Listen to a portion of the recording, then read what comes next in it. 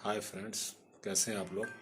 Hope कि आप लोग इस लॉकडाउन के पीरियड में बहुत ही अच्छे होंगे और ज़्यादा से ज़्यादा घर में रह रहे होंगे। और जो स्टूडेंट लोग हैं वो लोग पढ़ाई कर रहे होंगे और अपने घर के बड़ों सदस्यों का विशेषकर ध्यान रखें और बच्चों का भी विशेषकर ध्यान रखें।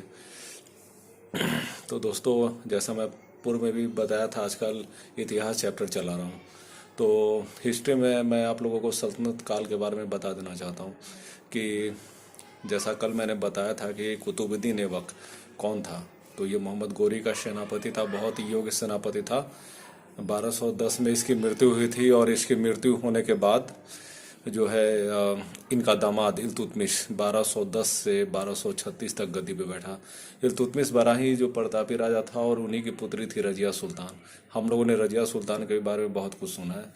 और रजिया सुल्तान के बाद कमोबेश बहुत सारे शासक आए, लेकिन इसी वंश का सबसे अंतिम शासक जो बलवन था। और बलबन भी बहुत ही योग्य और प्रतापी राजा था। अपने आप को एक ईरान के प्रतापी वंश अफरासियाब वंश से जोड़ता था। और बलबन जो है लॉ एवं रक्त की नीति अपनाया था। लॉ एवं रक्त की नीति याद रखें, चूंकि ये भी पूछता है कि लॉ एवं रक्त की नीति किसके द्वारा लाया गया था। और बलबन का एक बहुत ही योग्य पुत्र था मोहम्मद, सॉरी माफ़ कीजिएगा, महमूद जो है मोहम्मद जो है ये तत्कालीन आक्रमणकारियों के आक्रमण में मारा गया था। तो इससे कहा जाता है कि बलबन को बहुत ज़्यादा धक्का लगा और क्रमशः उसकी मृत्यु हो गई और इस वंश का भी पतन हुआ। और गुलाम वंश के बाद खिलजी वंश आया। तो खिलजी वंश के बहुत ही योग्य और प्रतापी राजा थे जलालुद्दीन खिलजी। जलालुद्दीन खिलजी बहुत ही अबुदार व्यक्ति थे और अच्छे व्यक्ति थे, लेकिन उनका भतीजा और दामाद अलाउद्दीन खिलजी जो है धोखे से करा मानिकपुर नामक जगह पर बुलाकर जलालुद्दीन खिलजी की हत्या कर दिया और स्वयं शासक जो बन बैठा। और अलाउद्दीन की शासनकाल थी 1296 से लेकर 1316 तक।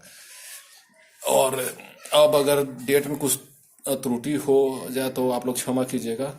मेरा यही प्रयास है कि मैं सही सही और जो है विश्वसनीय बात आप लोगों के समक्ष में जो पहुंचाऊं। तो बलबन की मृत्यु के बाद और बहुत सारे शासक आए और बलबन के शासनकाल में एक मलिक काफूर नामक उसका सेनापति था। मलिक काफूर ने दक्षिण विजय किया, पांड्य भाइयों को जीता। और मलिक काफूर जो है बाद में जो है मलिक काफूर की महत्व जो कांक्षा जो जागी। और फिर मलिक काफूर के बाद कमसा और भी बहुत सारे शासक आए, लेकिन कोई उतना प्रतापी नहीं हुआ। फिर तुगलक वंश आए। तो तुगलक वंश में जलालुद्दीन फिरोज खिलजी जिनका प्रसिद्ध विवाद दिल्ली के बहुत ही पीर बाबा थे हजरत निजामुद्दीन साहब से। अब उनका विवाद हुआ, कुछ टैक्स वैक्स को लेकर चक्कर था। तो उन्हीं में जलालुद्दीन खिलजी ने कहा कि वो दिल्ली आकर उन्हें दंड देगा पीर बाबा को। तो पीर बाबा ने कहा हुनूस दिल्ली दूरास्ती, आपके लिए दिल्ली अभी दूर है।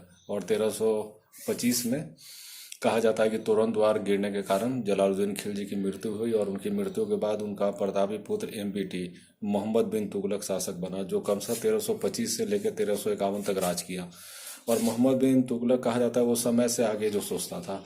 अब उसकी जितनी योजना थी वो बहुत ही जो क्रांतिकारी थी, चाहे राजधानी परिवर्तन हो, वो दिल्ली से दौलताबाद ले जाने का हो, चाहे सिक्के ढालने का जो प्रथा हो, चाहे दोआब में कर वृद्धि का बात हो। तो ऐसा कहा जाता है कि अलाउद्दीन खिलजी का कोई योजना को उसकी जनता और उसके मंत्री और उस समय के वक्त सारे लोग समझ नहीं पाए, नहीं तो आज इस देश की स्थिति कुछ और होती।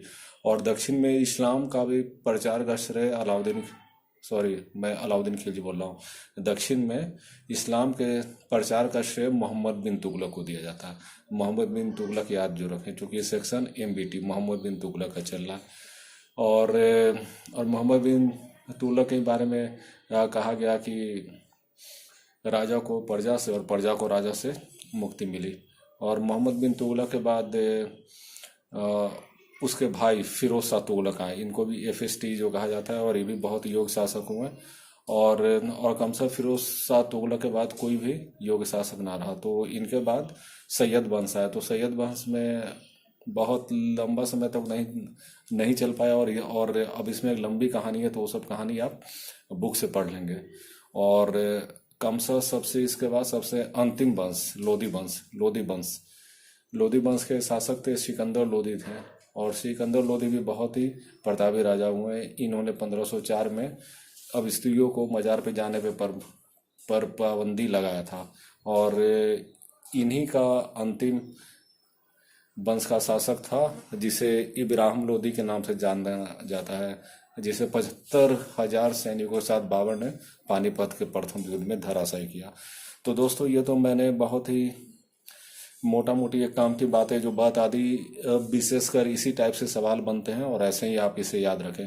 पहले टेक्स्ट बुक पढ़ें, टेक्स्ट बुक देख लें, तब फिर अब उसके बाद मैं जो हूँ विशेषकर टोटल शॉर्टकट ये सब का बताऊंगा।